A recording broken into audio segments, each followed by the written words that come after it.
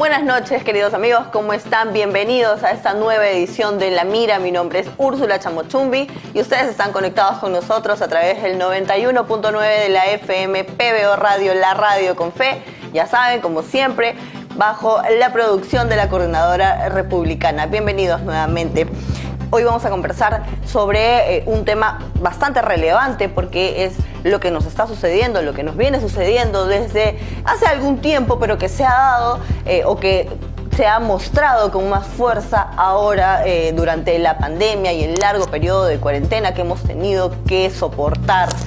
Tanto en este país como alrededor del mundo. Estoy hablando de la revolución del teletrabajo.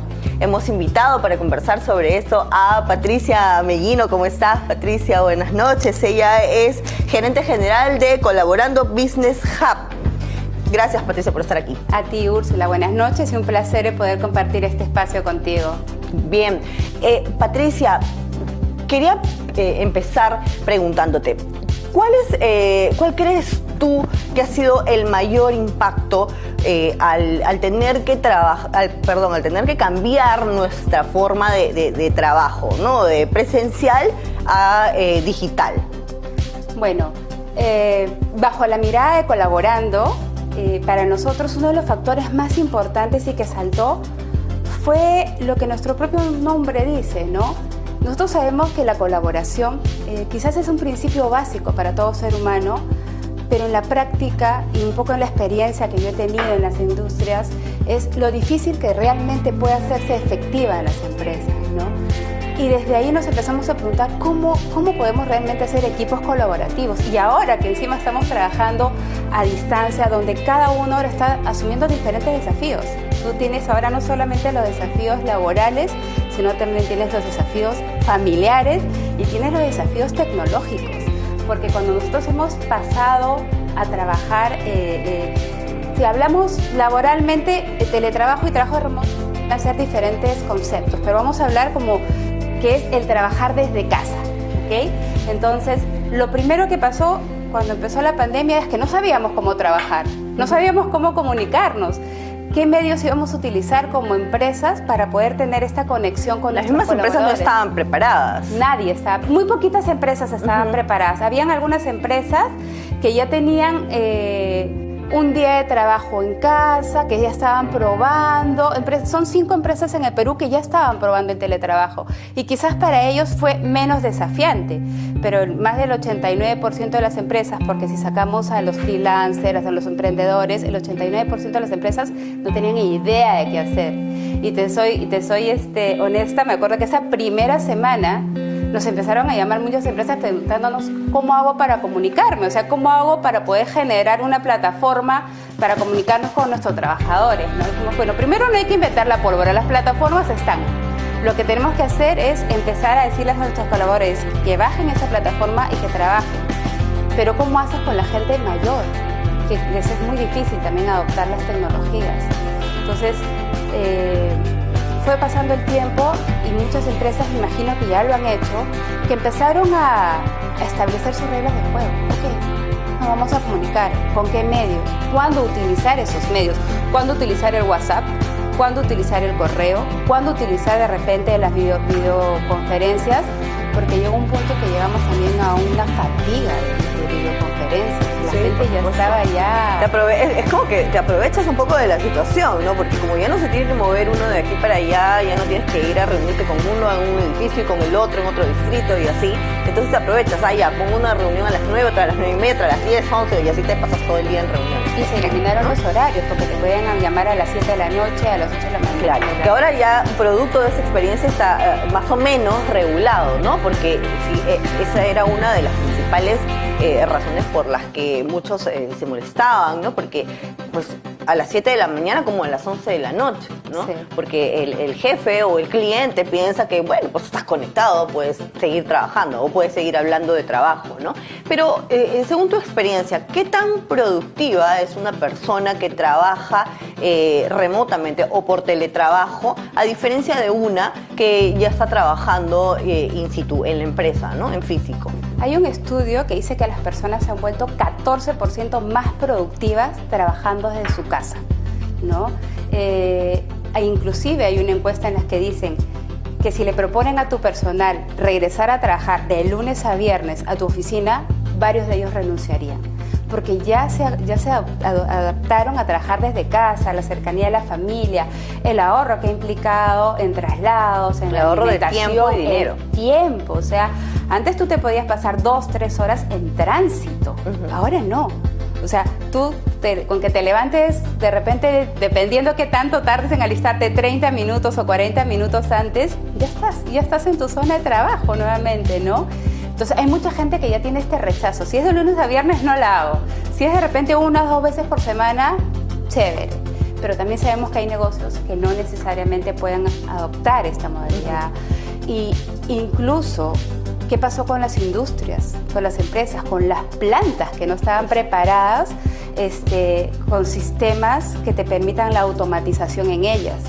Y que tuvieron, por la ley de personas de alto riesgo o por algún tipo de enfermedades, tuvieron que mandarlas a sus casas, su producción bajó, porque no estaban como un poco viendo un poquito más allá de lo evidente, como digo yo, ¿no? Porque los mismos colaboradores que tenemos en las empresas, yo que tenía la suerte de visitar plantas y conversar con ellos, decían, oye, acá deberíamos sistematizar esto, podríamos poner sensores acá, acá se podría poner una faja, o sea, como que te dan ideas de cómo podía evolucionar esa planta, pero cuando se las planteaban a sus gerentes o a los responsables de operaciones, decían, no, si las cosas funcionan como están hay que dejarlas ahí, ¿no?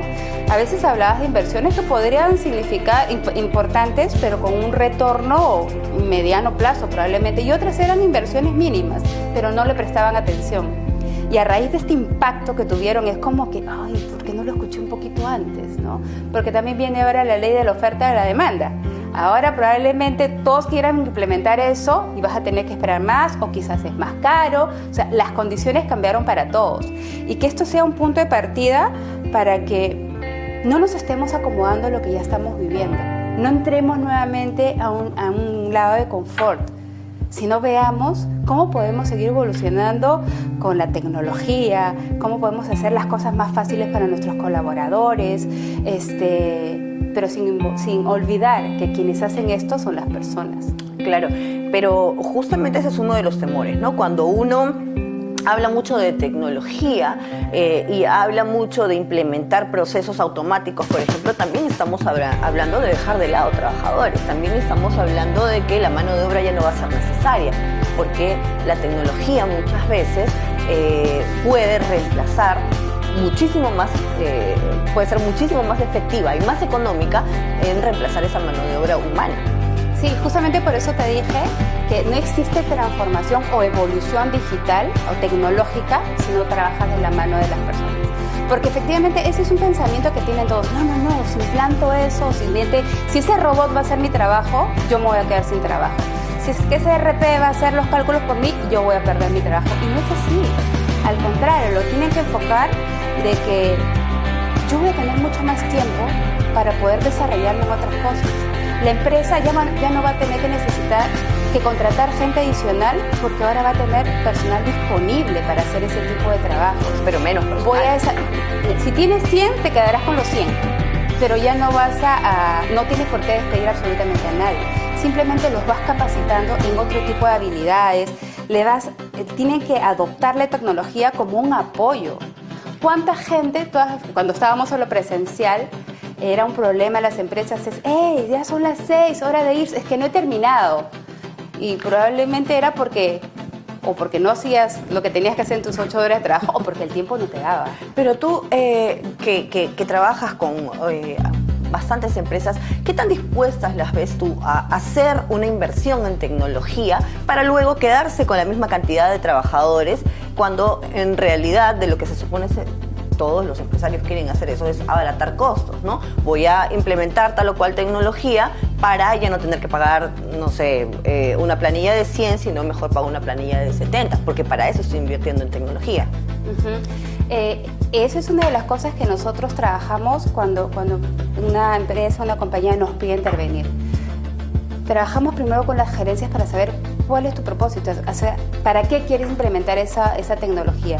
Si solamente es porque tú quieres reducir tu número de personas, bueno, hay que estudiar si de verdad tú implementas eso y a la final en realidad no funciona como tú quieres, porque las personas siempre van a ser necesarias, y si es que las personas no se involucran en tu proyecto, jamás se va a poder implementar.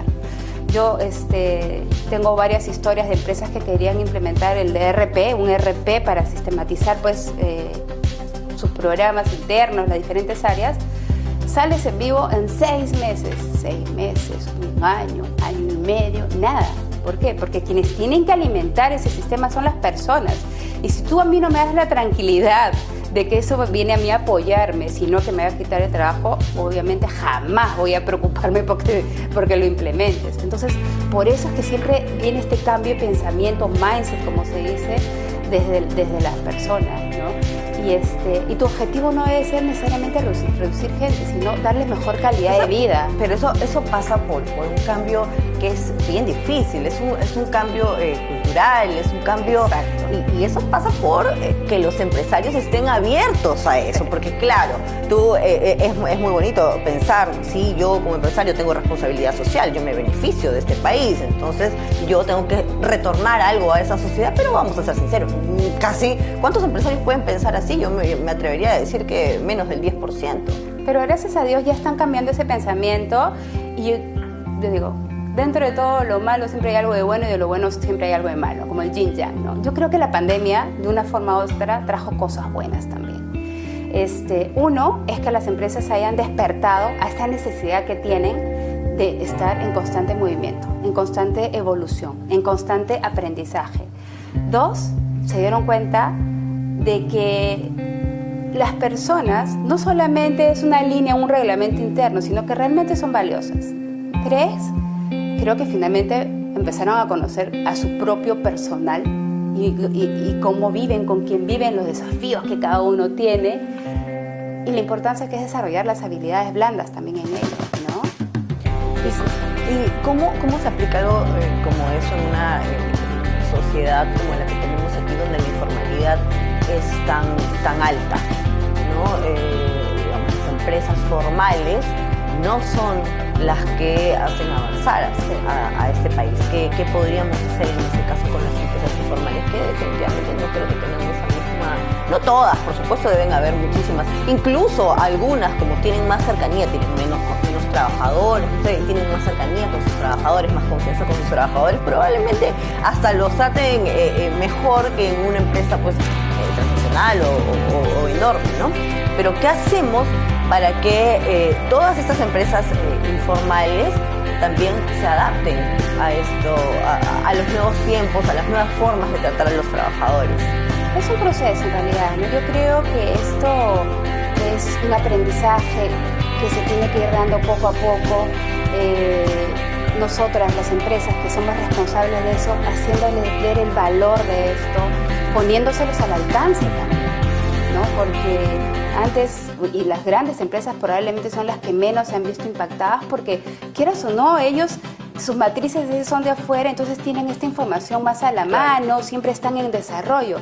Pero efectivamente la micro, pequeña empresa, las MIPES, incluso la mediana empresa, a veces sobrevive, está ahí viviendo el día a día.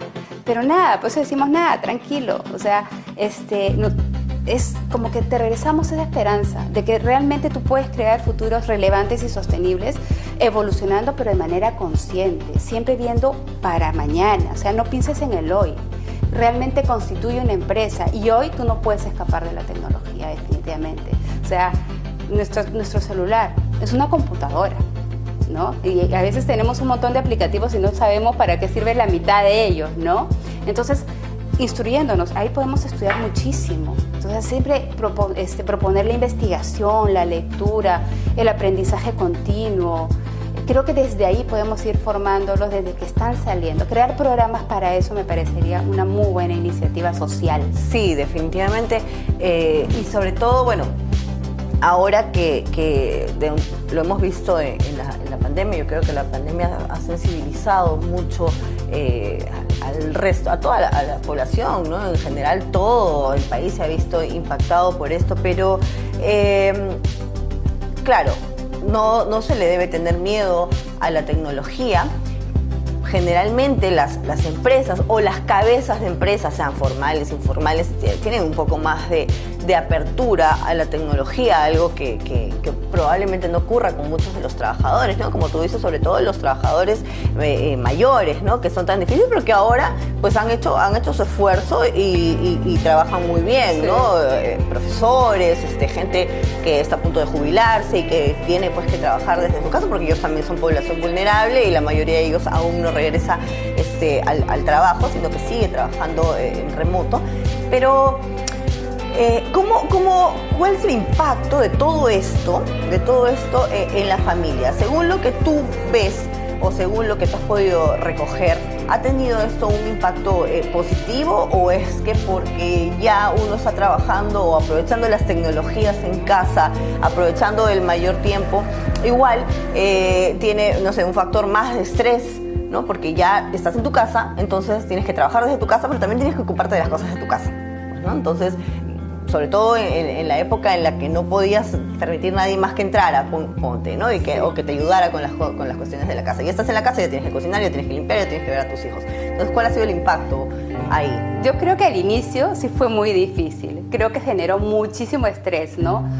Porque primero tenías que mostrar probablemente dónde tú vivías y con quién tú vivías y que lo mantenías probablemente para ti, ¿no? Dentro de tu intimidad. Pero de un momento a otro tenías que abrir tu pantalla y la gente tenía que ver dónde tú vivías. Luego de repente pues tenías al bebé que lloraba, al hijo que pasaba, a la que cocinaba y había muchos ruidos. De repente alguien peleaba por ahí, o sea, era como que no sabíamos qué hacer y a dónde ir. Tanto así que algunas personas preferían, obviamente pidiendo autorización, por favor, o no tenías internet. También habían familias que no tenían internet o no sostenían, no tenían una laptop, no tenía un celular adecuado para bajarse una plataforma. O sea, hubieron muchísimos desafíos a un principio, ¿no? Que sí generaba preocupación, estrés, miedo a que por esos factores vayas a perder el trabajo. Pero ya pasó más de año, 9 meses creo que estamos en esto, ¿no? Y como todos los seres humanos nos hemos ido adaptando, mejorando. Tanto así que te digo, mucha gente no quisiera regresar a lo presencial porque encontraron otra cosa.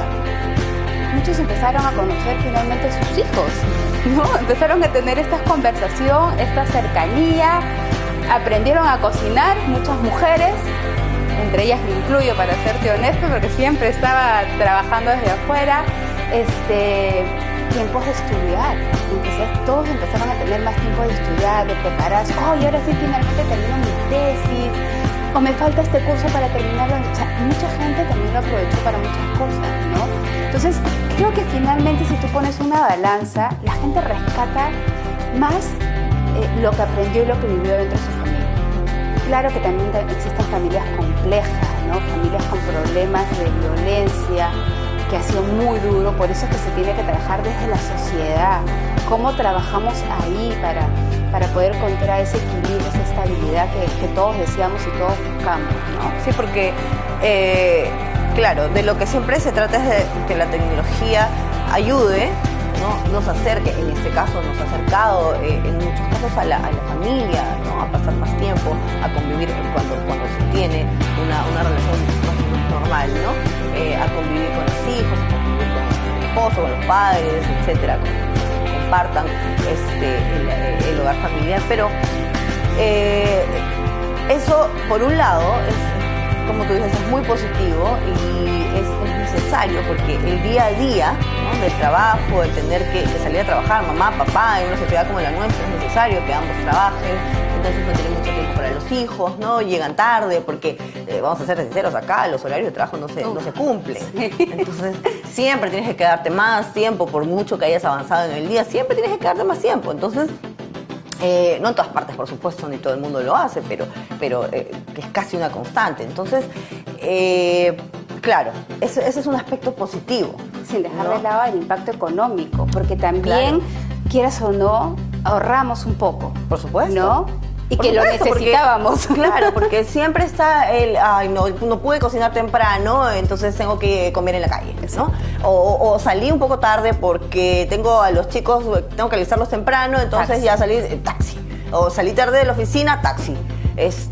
No sé, el after office, Entonces, claro, también hay un impacto, pero en este caso hubo un impacto negativo también, porque se redujeron los sueldos, ¿no? Entonces, claro, todo eso ha contribuido a transformarnos como sociedad, ¿no? Pero, ¿qué es lo que tú crees que debemos mantener de toda esta situación que nos ha tocado vivir estos últimos casi 2 años?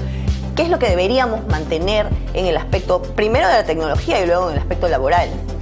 Primero, de verdad, seguir explorando nuevas tecnologías, ¿no? ¿De qué manera podemos seguir introduciendo tecnologías a nuestras empresas que faciliten el trabajo de nuestros colaboradores y que a nosotros como empresarios nos permita tener la información en la palma de la mano, ¿no? Para poder crear en que ellos mismos trabajen de forma segura e independiente? Entonces, no detenernos en esa búsqueda, no detenernos en lo que ya tenemos, no, en la industria. O sea, existen tantas tecnologías y tan cómodas ahora también por el desarrollo vertiginoso que siempre tiene, y que no son tan costosas. No son tan costosas. Por ejemplo, nosotros estamos muy enfocados en inteligencia artificial, en la IoT, en el Big Data, realidad virtual. O sea, todas estas cosas se pueden ir integrando a las empresas. Sensorificación, que te reduciría pues el trabajo operativo muchísimo, de verdad. Entonces, no desenfocarnos en eso, saber que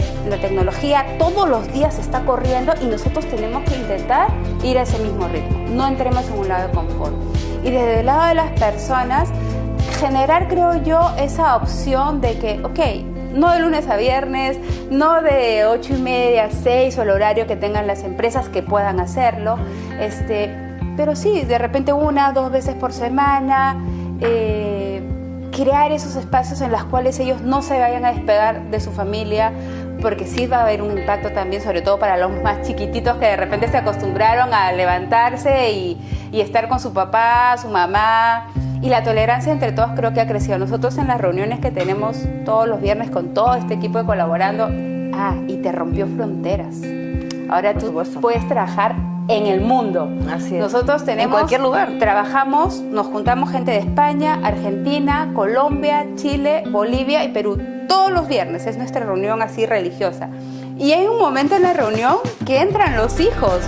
Hola tía, hola. Ya todos somos tíos, obviamente, ¿no? Pero todos quieren un saludito y de ahí se van a seguir estudiando. Los de España ya están como que ya, al contrario, ya están por la tardecita ya.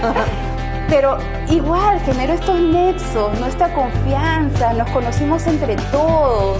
Esta cercanía también ha sido bonita y poderosa, creo que para todas las empresas, conocer con quiénes trabajas, que trabajas con personas, no con seres que generan nada más, sino realmente con personas. Claro, y eso lo generó la necesidad, ¿no? La necesidad de la situación terrible que se estaba afrontando, la gente que perdía familiares, que estaba enfermo. Entonces muchas empresas se han visto en la obligación de ayudar de alguna u otra manera, porque no era algo que ajeno, ¿no? Era algo que todos estaban pasando. Entonces todos podían sentirse identificados con esa situación y finalmente apoyar para la solución, ¿no?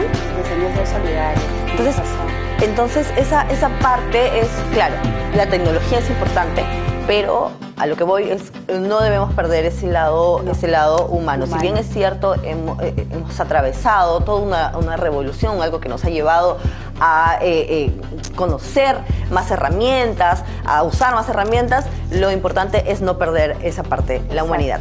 Exacto. Muchísimas gracias, amigos. Espero que haya estado interesante nuestro tema de esta noche. Nos vemos la próxima semana, ya saben, aquí en el 91.9 de la FM, PBO Radio, la radio con fe. Chao.